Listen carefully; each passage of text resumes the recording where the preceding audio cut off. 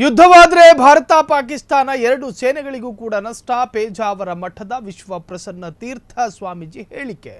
ನಿನ್ನೆ ಬೆಂಗಳೂರಿನ ರಾಜಾಜಿನಗರದಲ್ಲಿ ಹೋಮಯಾಗ ಕಾರ್ಯಕ್ರಮದಲ್ಲಿ ಭಾಗವಹಿಸಿದ್ರು. ಯುದ್ಧವಾದರೆ ಭಾರತ ಮತ್ತು ಪಾಕಿಸ್ತಾನ ಎರಡೂ ಸೇನೆಗಳಿಗೂ ನಷ್ಟ. ಪೇಜಾವರ ಮಠದ ವಿಶ್ವ ಪ್ರಸನ್ನ ತೀರ್ಥ ಸ್ವಾಮೀಜಿ ಹೇಳಿಕೆ. ನಿನ್ನೆ ಬೆಂಗಳೂರಿನ ರಾಜಾಜಿನಗರದಲ್ಲಿ ಹೋಮಯಾಗ ಇತ್ತು. ಆ ಕಾರ್ಯಕ್ರಮದಲ್ಲಿ ಪ್ರಸನ್ನ ತೀರ್ಥ ಸ್ವಾಮೀಜಿಗಳು ಹಿಂಗೆ ಹೇಳ್ತಾರಂತೆ ಯಾರು ಅನ್ಕೊಂಡಿರಲಿಲ್ಲ. ಭಾರತದ ಸೈನಿಕರಿಗೆ ಆತ್ಮಸ್ಥೈರ್ಯ ತುಂಬುವ ಕೆಲಸ ಆಗಬೇಕು, ಕೆಟ್ಟವರನ್ನ ಹುಡುಕಿ ಅವರನ್ನ ನಾಶ ಮಾಡಬೇಕು. ಭಾರತ ಪಾಕಿಸ್ತಾನ ಯುದ್ಧವಾದರೆ ಎರಡು ಸೇನೆಗಳಿಗೆ ನಷ್ಟ, ಹಿಂಗೆ ಹೇಳಬೇಕಾಗಿದ್ದು ಕೂಡ. ಹೇಳಿಕೆ ನೀಡಿದ ಪೇಜಾವರ ಮಠದ ವಿಶ್ವ ಪ್ರಸನ್ನ ತೀರ್ಥ ಸ್ವಾಮೀಜಿ ಶಾಂತಿ ನೆಲೆಸಬೇಕು ಅಂತ ಹೇಳಿ ಪರೋಕ್ಷವಾಗಿ ಹೇಳದಂತೆ ಕಾಣ್ತಿದೆ. ಯುದ್ಧವಾದರೆ ಭಾರತ ಪಾಕಿಸ್ತಾನ ಎರಡು ಸೇನೆಗಳಿಗೆ ನಷ್ಟ. ಪೇಜಾವರ ಮಠದ ಪ್ರಸನ್ನ ತೀರ್ಥ ಸ್ವಾಮೀಜಿಗಳು, ಬಹುಶಃ ಇವರ ಹೇಳಿಕೆಯ ನಂತರ ಇದಕ್ಕೆ ವಿರೋಧತೆಗಳು ವ್ಯಕ್ತವಾಗಬಹುದು. ಸೊ ನನಗನ್ನಿಸೋ ಪ್ರಕಾರ ಈ ಹೇಳಿಕೆಯ ವಿರುದ್ಧ ಆಕ್ರೋಶಗಳು ಕೂಡ ಬರಬಹುದು. ಇನ್ನು ಪಾಕಿಸ್ತಾನದ ಸೇನೆ ಮತ್ತು ಭಾರತ ಸೇನೆ ಎರಡೂ ಸೇನೆಗಳಿಗೂ ಕೂಡ ನಷ್ಟ. ಕೆಟ್ಟವರು ಯಾರೋ, ಕ್ರಿಮಿಗಳು ಯಾರೋ, ಭಯೋತ್ಪಾದಕರು ಯಾರೋ ಅವರನ್ನು ಹುಡುಕಿ ಹೊಡೆಯುವಂತಹ ತಾಳ್ಮೆ, ಹುಡುಕಿ ಹೊಡೆಯುವಂತಹ ಪರಿಸ್ಥಿತಿ, ಹುಡುಕಿ ಹೊಡೆಯುವಂತಹ ಸಮಯದಲ್ಲ ಭಾರತ ಇರುವಂತಹದ್ದು. ಈಗ ಕಾಲ ಮೇಲೆ ನೂರಾರು ಇರುವೆಗಳು ಹತ್ತಿರುತ್ತವೆ. ಕಾಲಿಗೆ ಯಾವುದೋ ಒಂದು ಇರುವೆ ಕಡಿತು ಅನ್ನೋ ಮಾತ್ರಕ್ಕೆ ನಾವು ಆ ಇರುವೆನ ಹುಡುಕೊಂಡು ಅದನ್ನು ಕೆಳಗಾಕಲ್ಲ, ಇರೋ ಬರೋ ಇರುವೆಗಳನ್ನೆಲ್ಲ ಉದುರಿಸ್ತೀವಿ. ಹಾಗೇನೆ ಭಾರತ ಈಗ ಉದುರಿಸುವ ಸಂದರ್ಭದಲ್ಲೇ ಇರುವಂತಹದ್ದು. ಸೊ ಪ್ರಸನ್ನ ತೀರ್ಥ ಸ್ವಾಮೀಜಿ ಅವರು ಒಂದು ಜವಾಬ್ದಾರಿತ ಸ್ಥಾನದಲ್ಲಿ ಇರಬೇಕಾದ್ರೆ ಜವಾಬ್ದಾರಿತವಾದಂಥ ಹೇಳಿಕೆಯನ್ನೇ ಕೊಟ್ಟಿದ್ದಾರೆ. ಸೊ ಭಾರತ ಮತ್ತು ಪಾಕಿಸ್ತಾನ ಯುದ್ಧ ಆದರೆ ಎರಡು ಸೈನಿಕರಿಗೂ ಕೂಡ ನಷ್ಟ. ಇದು ತೀರ್ಥಸ್ವಾಮಿ ಅವರ ಅಭಿಪ್ರಾಯ. ಈ ಬಗ್ಗೆ ಸಿದ್ದರಾಮಯ್ಯನವರು ರಿಯಾಕ್ಟ್ ಮಾಡಿದ್ದಾರೆ, ಏನು ಮಾತನಾಡಿದ್ದಾರೆ ಕೇಳಿಸ್ಕೊಂಡು ಬರೋಣ.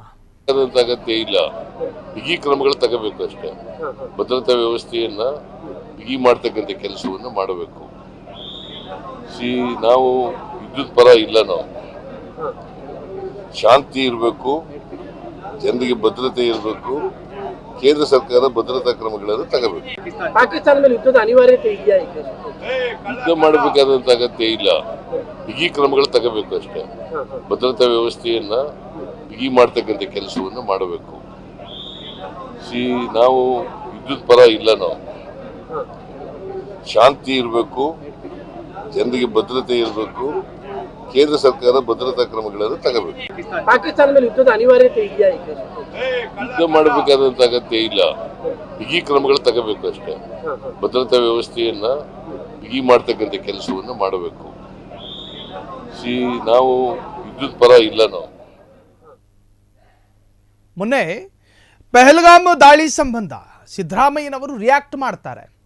ಈಗ ಯುದ್ಧ ಮಾಡಬಹುದಾದಂತಹ ಅನಿವಾರ್ಯತೆ ಇಲ್ಲ, ಎರಡು ದೇಶದಲ್ಲೂ ಶಾಂತಿ ನೆಲೆಸಬೇಕು, ನಮಗೆ ಬೇಕಾಗಿರೋದು ಶಾಂತಿ, ಯುದ್ಧದ ಅಗತ್ಯ ಇಲ್ಲ ಅಂತ ಹೇಳಿದ್ರು. ಅವರು ಹೇಳಿದ್ದು BJPಗರಲ್ಲಿ ಸೋಮಾರಿಗಳಿದ್ದವರು ಕೂಡ ಆಕ್ಟಿವ್ ಆದರು. ಅವತ್ತಿನ ದಿನ ಎಲ್ಲರೂ ಕೂಡ ಕಿಡಿಕಾರಿದ್ರು, ಆಕ್ರೋಶಗಳನ್ನು ವ್ಯಕ್ತಪಡಿಸಿದ್ರು. ತಮ್ಮ ಟ್ವಿಟ್ಟರ್ ಖಾತೆ, ಫೇಸ್ಬುಕ್ಕು, ಸೋಷಿಯಲ್ ಮೀಡಿಯಾದ ಪ್ಲಾಟ್ಫಾರ್ಮ್ಗಳಲ್ಲಿ ಸಿದ್ದರಾಮಯ್ಯರನ್ನು ಮೂದಲಿಸಿದ್ರು, ತುಗುಲಕ್ಕಂದ್ರು, ಕೆಲವರು ಬೇರೆ ಬೇರೆ ತರಹದಲ್ಲಿ ವ್ಯಾಖ್ಯಾನಿಸಿದ್ರು. ಆದರೆ ರಾಷ್ಟ್ರೀಯ ಸ್ವಯಂ ಸೇವಕ ಸಂಘದ ಪ್ರತಿಯೊಂದು RSS ಪ್ರಾಯೋಜಿತ ಕಾರ್ಯಕ್ರಮದಲ್ಲಿ ಮುಖ್ಯ ಅತಿಥಿಯಾಗಿ ಹೋಗುವಂತಹ, ಅದರಲ್ಲೂ ಒಂದು ವಿಶೇಷವಾದ ಮಠದ ಪ್ರಸನ್ನ ತೀರ್ಥ ಸ್ವಾಮೀಜಿ ಅವರು ಕೂಡ ಶಾಂತಿಯನ್ನೇ ಬಯಸಿದ್ರು. HC ಮಹದೇವಪ್ಪ ಅದಕ್ಕೆ ಒಂದು ಪ್ರಶ್ನೆ ಕೇಳ್ತಾರೆ. ತೀರ್ಥ ಸ್ವಾಮೀಜಿ, ಪೇಜಾವರದ ಸ್ವಾಮೀಜಿ ಹೇಳಿದ್ರೆ ನಿಮಗೆ ಸಹಿಸಿಕೊಳ್ತೀರಿ, ಆದರೆ ನಮ್ಮ ಸಿದ್ದರಾಮಯ್ಯನವರು ಅದನ್ನೇ ಹೇಳಿದ್ದಲ್ವ, ಶಾಂತಿಯ ಮಂತ್ರವನ್ನೇ ಜಪಿಸಿದ್ದು ಸಿದ್ದರಾಮಯ್ಯನವರು. ಪೇಜಾವರ ಸ್ವಾಮೀಜಿಗಳು ಕೂಡ ಅದನ್ನೇ ಹೇಳ್ತಿದ್ದಾರೆ. ಈಗೇನು ಹೇಳ್ತೀರಿ? ಸ್ವಾಮೀಜಿ ಮಾತನಾಡಬೇಕಾದ್ರೆ ಏನನ್ನೂ ಹೇಳೋದಿಲ್ಲ, ಸಿದ್ದರಾಮಯ್ಯ ಮಾತನಾಡಬೇಕಾದ್ರೆ ನಿಮ್ಮ ನೆತ್ತಿ ಬಿಸಿ ಆಗುತ್ತೆ, ಕಪಾಲ ಕೆಂಪಾಗುತ್ತೆ. ಸಿದ್ದರಾಮಯ್ಯ ಹೇಳಿದರೆ ತಪ್ಪು, ಪೇಜಾವರ ಸ್ವಾಮೀಜಿ ಹೇಳಿದರೆ ಸರಿನಾ? ಯುದ್ಧದ ಕುರಿತು ಹೇಳಿಕೆ ಬಗ್ಗೆ ಸಚಿವ HC ಮಹದೇವಪ್ಪ ಪ್ರಶ್ನೆಯನ್ನು ಕೇಳಿದ್ದಾರೆ. ಸಿದ್ದರಾಮಯ್ಯನವರು ಹೇಳಿದ್ದು ಇದೇ ವಿಷಯ ಮತ್ತು ಆಶಯ, ಇಬ್ಬರೂ ಹೇಳಿದ್ದು ಒಂದೇ ಆಶಯ. ಉಡುಪಿ ಮಠದ ಪೇಜಾವರ ಶ್ರೀಗಳು ಹೇಳಿದ್ದು ಸಹ ಇದೇ ವಿಷಯ ಮತ್ತು ಆಶಯ. ಆದರೆ ಒಬ್ಬರಿಗೆ ವಿರೋಧ ವ್ಯಕ್ತವಾಗುತ್ತದೆ, ಮತ್ತೊಬ್ಬರಿಗೆ ಸ್ವೀಕಾರ ಸಿಗುತ್ತದೆ. ಇದು ಹೆಂಗೆ? ನಿಮ್ಮ ಸಾಮಾಜಿಕ ಹಿನ್ನೆಲೆಯ ಮೇಲೆ ನಿಮಗೆ ಮನ್ನಣೆಗಳು ಸಿಗುತ್ತವೆ, ಕೆಲ ವರ್ಗಗಳು ಮಾತನಾಡುವುದೇ ತಪ್ಪು ಎಂಬ ರೀತಿಯಲ್ಲಿ ಬಿಂಬಿಸಲಾಗುತ್ತವೆ. ಈ ಸಂಗತಿಯನ್ನ ಬಾಬಾ ಸಾಹೇಬರು ಹಿಂದೆಯೇ ಹೇಳಿದ್ರು. ನಾವೇನಾದರೂ ಮಾತನಾಡಿದ್ರೆ ಓಲೈಕೆಯ ಮಾತು, ತುಷ್ಟೀಕರಣದ ಮಾತು, ಧ್ರುವೀಕರಣದ ಮಾತು ಅಂತ ಹೇಳ್ತಾರೆ. ಸಾಮಾಜಿಕ ಅಸಹನೆ ಮೀರಿ ವೈಚಾರಿಕತೆ ಬೆಳೆಸುವುದು ನಮ್ಮೆಲ್ಲರ ಜವಾಬ್ದಾರಿ. ಅಂತಹ ಜವಾಬ್ದಾರಿ ತೋರಿದ ಸಿದ್ದರಾಮಯ್ಯರನ್ನ ಟೀಕಿಸುತ್ತಿರುವುದು ದೊಡ್ಡ ವಿಪರ್ಯಾಸ. ಸಮಾಜ ಕಲ್ಯಾಣ ಸಚಿವ ಎಚ್ ಸಿ ಮಹದೇವಪ್ಪ ಪ್ರತಿಕ್ರಿಯೆ ಕರೆಕ್ಟ್ ಆಗಿ ಹೇಳಿದ್ದಾರೆ. ನೋಡ್ರಿ, ನಮ್ಮವರು ಹೇಳಿದಾಗ ಅದನ್ನ ಸ್ವೀಕರಿಸಿಕೊಂಡು ನಮಗೆ ಇಷ್ಟ ಇಲ್ಲದೇ ಇರತಕ್ಕಂತಹ ವ್ಯಕ್ತಿತ್ವ ಅದೇ ಆಶಯವನ್ನು ವ್ಯಕ್ತಪಡಿಸಿದಾಗ ವಿರೋಧತೆಯನ್ನು ಪಡಿಸೋದು ಇದು ಯಾವ ಸೀಮೆಯ ನ್ಯಾಯ? ಯಾರೂ ಕೂಡ ಒಪ್ಪಿಕೊಳ್ಳಬಹುದಾದಂತಹ ನ್ಯಾಯ ಅಲ್ಲ ಇದು. ಅತ್ಯಂತ ದುರ್ಬಲ ಮನಸ್ಥಿತಿ, ಅತ್ಯಂತ ಕೆಟ್ಟ ಮನಸ್ಥಿತಿ, ಅತ್ಯಂತ ಏನು ಹೇಳ್ತಾರೆ ಅದಕ್ಕೆ, ತಾರತಮ್ಯ ಧೋರಣೆಯ ಪರಮಾವಧಿ ಇದು. ಬಲಗೈ ಹೇಳೋದನ್ನ ಕೇಳಿಸ್ಕೊತೀವಿ, ಎಡಗೈ ಹೇಳೋದನ್ನ ಕೇಳಿಸ್ಕೊಳ್ಳಲ್ಲ. ಇದೇನಿದು ಸಮಾಚಾರ? ಅರ್ಥ ಆಗದೇ ಇರತಕ್ಕಂತಹ ಸಮಾಚಾರ. ಬಿಜೆಪಿಯವರು ಸಿದ್ದರಾಮಯ್ಯರನ್ನ ಟೀಕಿಸಿದ್ದು ತಾಲಿಬಾನ್ ಅಂತ, ಲಷ್ಕರ್ ಎ ತೊಯ್ಬಾ ಅಂತ, ಬೇರೆ ಬೇರೆ ಹೆಸರಿನಲ್ಲಿ ಕರೆದ್ರು. ಪಾಕಿಸ್ತಾನದ ಮೀಡಿಯಾದಲ್ಲಿ ಆದರ್ವೇಸಿಗಳು ಮೀಡಿಯಾದಲ್ಲಿ ಟೆಲಿಕಾಸ್ಟ್ ಮಾಡ್ತಾರಂತೇಳಿ ಸಿದ್ದರಾಮಯ್ಯನಿಗೆ ಹೆಂಗೆ ಗೊತ್ತು? ಸಿದ್ದರಾಮಯ್ಯ ಹೇಳಿದ್ರು. ಸಿದ್ದರಾಮಯ್ಯ ಮುಖ್ಯಮಂತ್ರಿ ಎಂಬ ನೆಲೆಯಲ್ಲಿ ಶಾಂತಿಯ ಮಂತ್ರವನ್ನು ಜಪಿಸಿದ್ದು ಸರಿನೋ ತಪ್ಪೋ ಪರವಿರೋಧ ಚರ್ಚೆಗಳಾಯಿತು.